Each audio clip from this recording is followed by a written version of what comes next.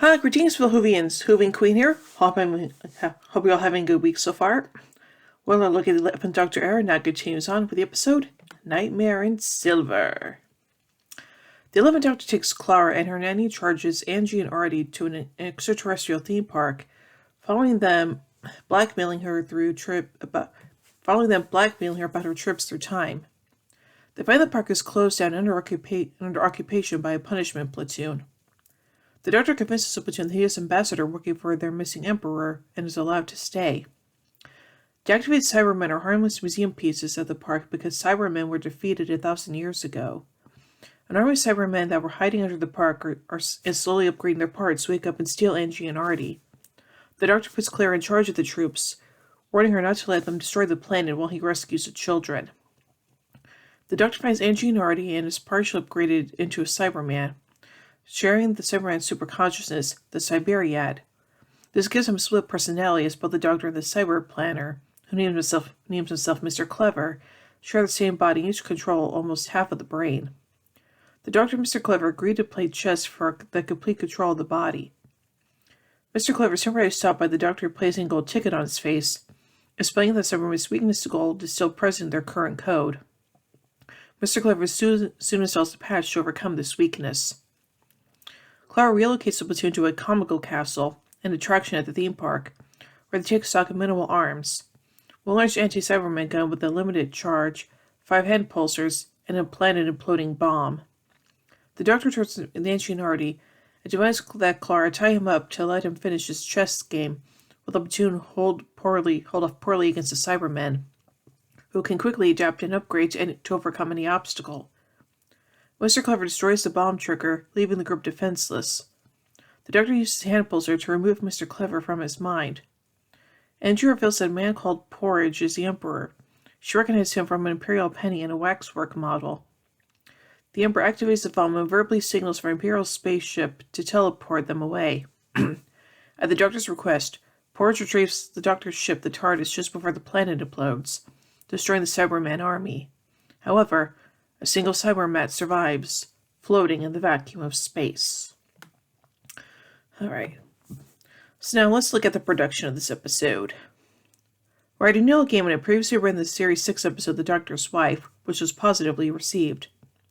Lead writer and executive producer Stephen Moffat contacted Gaiman about writing for the series and asked him to make the Cybermen scary again. Gaiman announced his return to Doctor Who during his Hugo Award acceptance speech for The Doctor's Wife, commenting that quote, only a fool or a madman would try again, so he was on his third draft now. Gaiman stated that the episode was planned for the second half of Series 7, but could be delayed, as happened with The Doctor's Wife. On redesigning the Cybermen, Gaiman thought back to the classic series serials The Moonbase and The Tomb of the Cybermen, and decided to, quote, take the 1960s Cybermen and incorporate everything that's happened since. However, Gaiman said that he got completely sidetracked by a mad, strange romp. Moffat stated that the Cybermen were redesigned because they did so often in classic series and had to be consistent in the new series. The previous design of Cybermen also appear in this episode, but are not the primary threats. Gaiman was motivated to provide a rationalization for the Cybermen in current Doctor Who continuity. The classic series had depicted the Cybermen as alien cyborgs, where the Revive series depicted them as human cyborgs from parallel Earth. Gaiman opined that his Cybermen stemmed from an encounter and an amalgamation of these two types of Cybermen following the next Doctor. Warwick Davis stated that it was a thrill to be in Doctor Who, especially in an episode with Cybermen written by Gaiman. Some location filming took place in early November 2012 at Castle Coach. And now let's take a look at an incident involving a lost script. During filming at Castle Coach, a copy of the read-through script was found in a taxi in Cardiff. It was marked as being Ave Delon Allen's copy and had the working title of The Last Cyberman, which was subsequently changed. The script was found by Hannah Durham, who posted a picture of the script to Facebook with the caption, found Doctor Who script in the back of a taxi. Cheeky spoilers, anyone?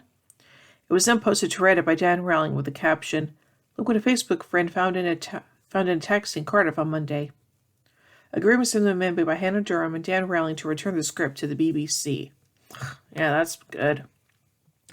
So overall, I think this is a pretty enjoyable episode, and I do like the fact that Cybermen were pretty scary in this episode, so yeah. So overall, I give Nightmare in Silver 4 sonic screwdrivers out of 5. Anyway, tune in next time as we take a look at the next episode, The Name of the Doctor. Well, I hope you enjoyed this review, and if you did, be sure to give it a thumbs up, share it around, and don't forget to subscribe and hit the bell icon to be notified about when I upload videos. And to help support this channel, then be sure to check out my Patreon page. Link as always is in the description below. Anyway, until next time, this is Hoovy and Queen saying, "Oh my giddy aunt! When I say run, run! I've reversed the polarity of the neutron flow. Would you like it, Julie, baby? Fantastic! Allons-y! Geronimo!" Bow ties are cool, fezzes are cool, and Stetsons are cool.